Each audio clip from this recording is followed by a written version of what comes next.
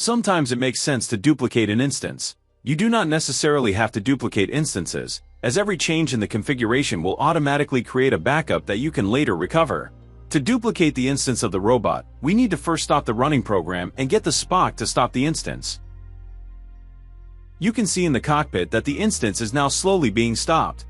At the same time, you can notice the change of the status on the SmartPad Pro. Once the instance is completely stopped, we can create a duplicate of the currently running instance by clicking on the button in the cockpit and give it a new name. I will add test at the end. You will see the new instance appear with the same OS version but a different name. The single point of access is currently not assigned, so I can request it.